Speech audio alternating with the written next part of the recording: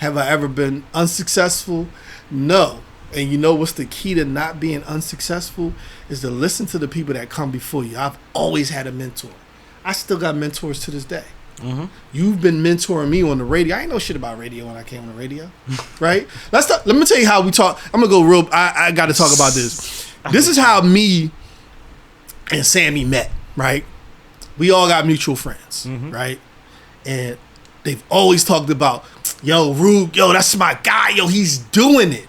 So we all hanging out one night, and Rube comes up to me and says, yo, man, I got my new CD out. I said, man, don't even give me the spiel. Give me 2. Yep. You know what I mean? That's how I've always been. Give me 2. That's a fact. Keep one for myself and always pass one on to somebody else. That's what he do. You know what I mean? My man Mad Labs do that. Yep. Right? Day one. Listen to his music. This shit fire. You know what I mean? Yo, I gotta be around this cat more because this music is fire, and I gotta end with him. That's my man, right? So we all start to get together, start hanging out, start playing cards. You know, the whole Spades collected all of us together. Yeah. Rook hit me up one day and was like, "Hey, listen, I need you to do the radio. Say less." Yep. That's how simple it is. Say less. Anything I can do to support my people, say less. I'm there. I'm all about support because somebody supported me one day. You know what I mean? And clearly, cats are still supporting me to this day. You know what I mean? Like I'm like when I was going through my whole Mason of the Year thing, I'm like, you know what I mean? Like, I don't like to ask people for a lot of shit. You know what I mean? Yeah. And you know that about me. Like I'm always the one giving. Yeah. Right? You come on my house. All I ask is when you come to my house, you either bring a bottle or a case. Everybody know that. Whoever been on my house know, but I don't even gotta say it no more. They either gonna bring a bottle or something, they gonna bring a case. But I usually bring a case because they always got all the bottles. Exactly. Shit, you know my boxes and stuff. You know my bar in the cave is crazy. Crazy. I always just try to leave some beers here. Anything you want, I got it. Yeah, you know what I mean? It's crazy. Henny, Douce, Laportier. Oh, we ain't marketing, man. We you know what I mean? Yeah, all that. My bad. Scratch that. My sponsor is Vent Wine. That's right. Pick up that Sippin' with Sammie, too. Stop playing. Man, we got the game. But I'm always going to support my people, no matter what. And not for they're going to support me. It's just that's how it's supposed to be. You're supposed to support people and not want nothing from it. You're supposed to look out for the people that's either above you or below you. You pull them up or you elevate them. That's it. I don't expect nothing, but guess what? My support staff is so great. I keep people around me that's going to elevate me when I need it. Mm-hmm. Do I need elevation all the time? I've met people through you that check on me. Yo, listen. Bro, you got a good circle, bro. My circle, we intertwine with each other. Even if you... I'm talking about multiple people from his circle that hit me on a random just to see if I'm okay. Listen, my circle is so deep, so integrated, so... We got people that don't make a lot of money that get pushed in with people that's millionaires, right? Constantly. Yeah, and I don't hang around the millionaire cats that I hang around.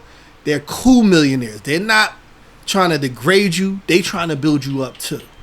So these are the same people. If I'm going to their house, you can come to their house. And everybody's trying to build and learn. Exactly. Everybody in my circle is building.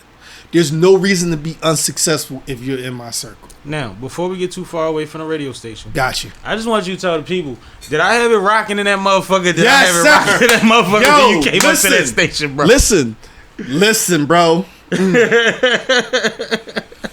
Listen, I had to be unique when I came in there. He brought me in, and that was another introduction, and it was also an audition, right? Mm-hmm. I never did radio before. Mm-hmm. Sammie don't give you no format. You know what I'm saying? I tell you a little bit, and then I tell you I got you. It's like how I play spades. It's the same way I play spades. But here's the unique thing.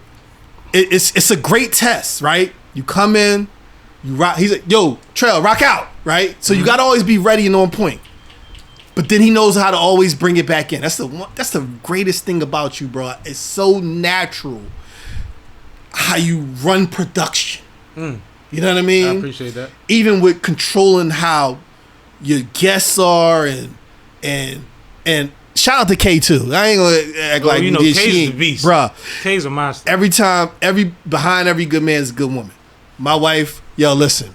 Keish. I'm not successful unless DJ Truck, aka Keisha Brown, aka KJB Photography. Make sure you hire DJ Truck for your 90s and your early 2000s parties, entertainment. Or she bodies that era. Or your photography. Or your photography. Right. But on them turntables, she bodies that era. Beast. No bullshit. So at the radio station, that was a new wave for me, right?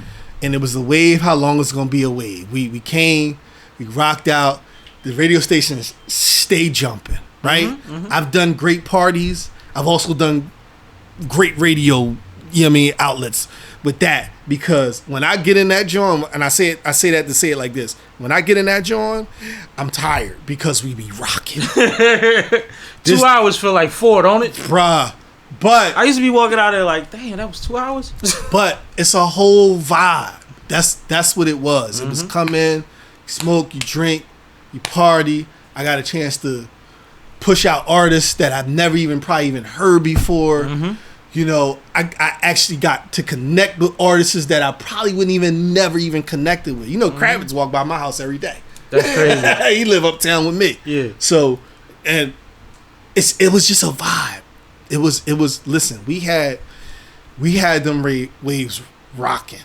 And all I do is I tell you, yo, you got time after this, fuck it up, trash it. And then after a couple, he be peeking over at me, and I be like, I be looking at him like I ain't saying shit. And then he'll get to a point, and I be like, yo, now turn me up real quick so we can go back in.